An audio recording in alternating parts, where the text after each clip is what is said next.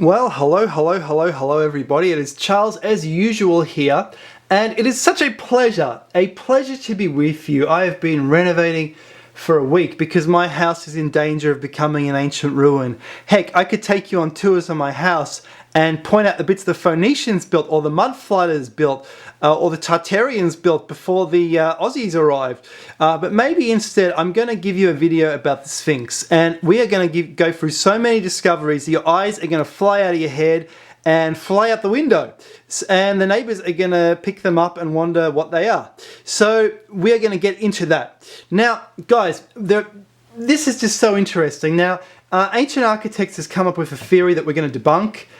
He's saying that you put the Horus/Sokar on top of the Sphinx, and this is what the Sphinx originally was. I don't think so. We're going to debunk, but I'm also going to give some evidence that he might be correct, and it is a very interesting theory.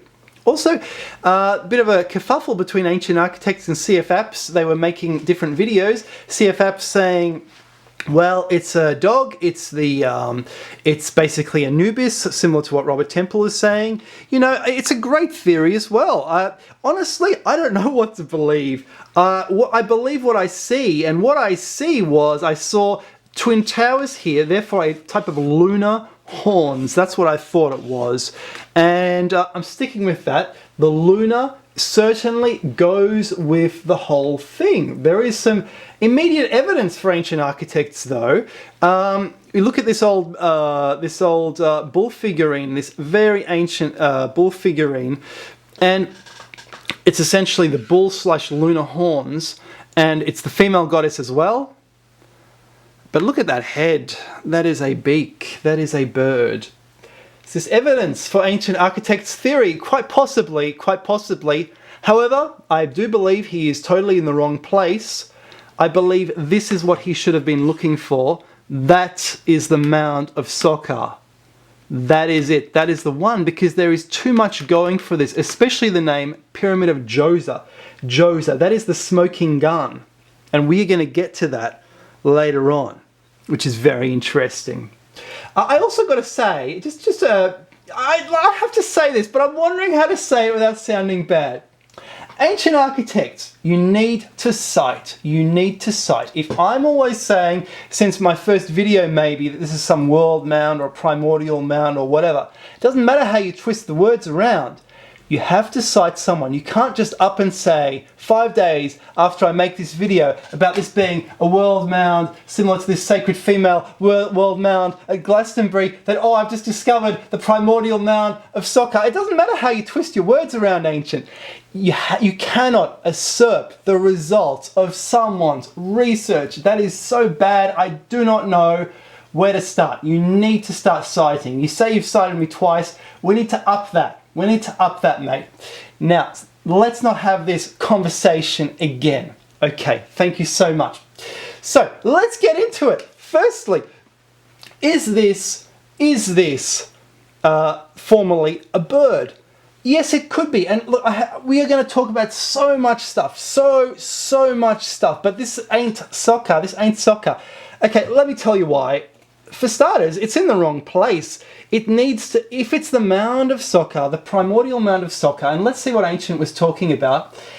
He was talking basically about this.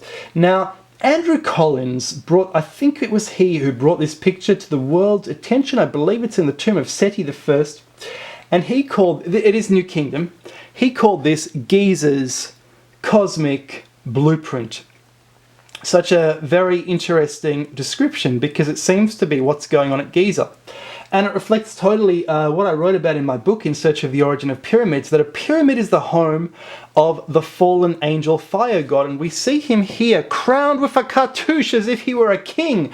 And even with the wings, like Sauron. Sauron of Lord of the Rings is based off of Loki, who was a devilish character, lived with a snake. The snake was dripping poison on him, and he could also fly. But he was trapped underground. So what I said in that book, I think no one ever said it, the pyramid is the home for the fire god. This picture damn well proves it. But here we see on top this head. It's a female head. I can't tell what it is. It may be Sokar in the original photograph. That certainly seems to be the gist that ancient architects is getting towards. The fact is that Egypt was invaded many times, and whereas Horus is a kind of sky god, Sokar is the same thing but with a resurrection flavour. So here we see Sokar basically in the white shroud, and this white shroud is essentially his resurrection garb to show that he's being resurrected. So that would of course make the Sphinx a kind of resurrection device. Interesting. Now, after Sokar, well, Sokar was replaced. He may have been replaced by, and of course, Sokar is different to Horus. Horus seems to be the living version, whereas this is the dead. Sokar is the dead version, and Horus is the living version. It's very interesting. And here we have, over here we have another dead Sokar. Very, very interesting again. But what happened was this whole mythology changed, and he went from essentially Sokar to Ptah. And Ptah is essentially, I believe, Buddha, and Buddha is shown with usually a white shroud. There is Ptah right there, white shroud. I believe this is when the Chinese invaded. And of course the Chinese brought their own language, I believe they were speaking in Indo-European back then. Because Egyptian is full of English words, which I find just bizarre. Almost as bizarre as the similarities between the snake coils of Glastonbury and what's going on basically at the Sphinx, the coils, what's going on also at the Djoser pyramid, the square coils, because they were using square bricks. What this is, I'll tell you what I think this is. In Viking mythology, Jormungandr was wrapped around the earth, but as a snake wraps around its prey, it's coiling. So I believe that's how they explained the turning of the earth when they looked at the circumpolar stars and they saw the stars were turning. So they might have envisaged the earth as a kind of cylinder, something like that, something of that shape but with a hemisphere but still a cylinder pointing towards the circumpolar stars, and it's being turned. Maybe they thought a dung beetle turning it, maybe these birds are turning it, but also in the other mythologies that a snake is coiled around it. Very interesting. And I believe they tried to represent this at Glastonbury. Snake coils, I believe that's what those are. We're talking 3500 BC, according to an estimate by this author, Nicholas Mann, The Isle of Avalon. And we see similar stuff. Remember my other videos about the snake, about the eclipsed crescent? I found another eclipsed crescent. This is a snake's coils here. I don't believe anyone said this before. I don't believe this guy has said it. I think he said that's a sacred woman wrapped around. But it's obviously an eclipse. That's what's happening here. That's the moon. The sacred Earth Mother, the moon, and the snake representing the fire, the sun, Loki, the evil guy at the base, living at the base of the pyramid. I believe that's what's being represented. And European mythology explains so much of what's going on in Egypt. You see these in Poland, in Ireland as well, but really in Poland, it's basically the sun and the moon together, but it's with the Virgin Mary. I believe this is the Egyptian version. In the Egyptian version, you have this cylinder-like earth, which is the world mound, and you have the sun, but you also have this, that's the moon. Now they call this the solar bark because it's carrying the sun, but if you actually look at what that is, that's the moon. It's the moon, and it's the same representation in ancient Egypt that you get in Europe, which is rather interesting. Of course, this is Loki down the bottom, the evil flying god. That's what this represents. We can explain that with Viking mythology. Very interesting. And we look at the words as well. The words tell us everything. Now, I'm going to get to the Saqara pyramid, explain how that is probably Sokar's mound. But first, we need to think in Egyptian. You know this great old movie? You must think in Russian. Clint Eastwood was not able to fly the plane until he started to think in the same language as the people that created the plane, that programmed the plane. It's the same with Egyptian. So imagine my surprise regarding the Saqara pyramid when I read that this pyramid was not even built by Djoser. He was built by a guy called NOT SOKAR. NOT SOKAR. And Djoser only appears in the Abydos king list in the temple of Seti I, which is New Kingdom. In other words, we're talking 2nd millennium BC. In other words, we're talking about a legend. The legend of Djoser, or maybe the legend of Joseph. But in his own time, NOT SOKAR, remember my Chinese video? Ket, ka, it's chi. This is chi, and ba is fo, which is soul. So what we have here is nature, chi. Or it's also in conventional, that's what the alternate archaeology says this word is nature, NOT SOKAR. In conventional archaeology, we say it's beautiful. It can also mean God. So beautiful chi, beautiful ka. That's what the word means. He of beautiful ka. Of course, ka is a cat. And if we think in Egyptian, we start to realize this is why they venerated cats, because the cat is a kind of ka. It's a chi, it's a cat, it's a ka. This is so interesting because that means the Egyptians would have envisaged cats as literally chi walking around in animal form, energy in animal form. No wonder they venerated these animals. These animals were pure energy in their physics, their universe. So interesting. Of course, Bible, Thoth, baboon. What am I talking about? It seems Bible actually means book of knowledge if Thoth is represented by the baboon. Of course, Thoth is also the moon god, and what's born every month? A moon. But because it's born every month, the moon is actually very young. So we would call something young a babble, a baby perhaps. But of course this means that Bible is a book of Thoth, a book of knowledge. This is so interesting. You even look at Khufu's cartouche here found on a new kingdom pyramidion of Nesnupatep, and this was from a chapel. And this is so interesting, this thing here, because what we see here is this, the sun between two hills, or is it between two horns? Maybe it's not the sun at all, but the moon. It could well be the moon between those two horns that the Sphinx may have used to have been. This is just so interesting. So then we have the water and the Sphinx. So we had a moat. That's actually a moat around Silbury Hill. Glastonbury Tor, it's got a depression around it, a kind of moat around it. If we put the little man on top, I'll show you the moat. Let's see if this works. What we do, we're going to zoom in, we're going to spin this around, that is, and we're going to have a look down there.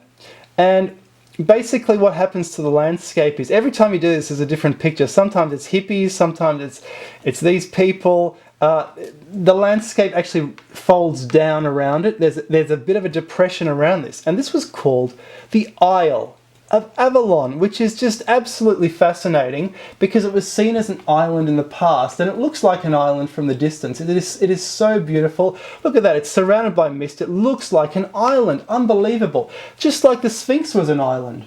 And they're all built about the same time, the same culture, the same words. Silbury Hill, it's got a nice little moat around it. Just beautiful. And this is why I think the Mound of Sokar, well, it can't be at Giza. It needs to be at its place called Saqara, I believe south of Giza. This is the place. This is the place where it was. I believe this is the Mound of Sokar because of the name of the place. Now, here's the thing. This is what I just couldn't believe about Mr. NOT SOKAR. The name Djoser doesn't seem to have existed back in the day. We have here a New Kingdom hieroglyph from the Saqara king list, and apparently it says Djoser Sa. Is that a forerunner of Sahib, which is friend? Djoser friend of the pharaoh? I would find that interesting. Kind of like Joseph in the Bible, a friend of the pharaoh. But of course, this is not found in the Old Kingdom, which means that the New Kingdom people invented this. They knew about this legend even before it was written in the Bible, and they said this guy who built this pyramid was Joseph. And of course, Joseph built the granaries. The granaries. But you want the crops to resurrect. You want the crops to grow. The whole granary thing is about resurrection of crops, resurrection of fertility. And that's where the pyramid comes in. In the Middle Ages, people would go to Egypt, they'd say, oh, what are those things? Those big mounds. And the locals would say, oh, those are the granaries of Joseph. Because they kept up this idea of fertility. I think that's what it's all about. Granaries, fertility. It's just so fascinating. So I believe this is the snake's tracks around the pyramid. Bear in mind, this is the first pyramid. Basically the first proper pyramid in Egypt. The earliest pyramid.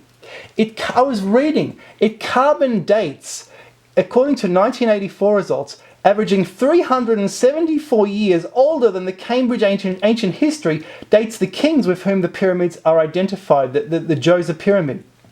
In other words, this is truly ancient. It is truly an early pyramid. I believe this was built around the mound of Sokar. There's a mastaba inside, which was built probably on top of the mound of Sokar. And this is the actual mound of Sokar that we are seeing possibly here, possibly in other representations. I believe I might have covered everything. But yeah, I would refer ancient architects, if he wants to prove his theory, to basically Maria Gimbutas, the living goddess. You see this bird cult associated with sacred female, which is what the Sphinx would be. And there are other figurines, such as this one, bird figurine, very nice. You have this one here, another bird female figurine. So there is evidence for ancients' theory, but I think the Sphinx would be an effigy, not the actual mound of Sokar, which must be at Saqara due to the similarity of the name. Look, here's another kind of, that's a kind of winged effigy, although it does look like a pot. I believe I've covered everything. Djoser is a New Kingdom invention. He was famous, his pyramid was famous for fertility in the New Kingdom. They knew about some legend that we don't fully know today. Part of it's gone into the Bible, but it's probably the mushed up version has entered the Bible, not the version we know. Guys, I do hope you have enjoyed this video. I hope I wasn't too hard on ancient architects, but I would like to make a video that is different from the kind of things that he makes. But he did inspire me with his own videos and his own search for the Mound of Sokar to come to this conclusion. This must be the Mound of Sokar. And what's happening at Giza is something else. It is a sacred female.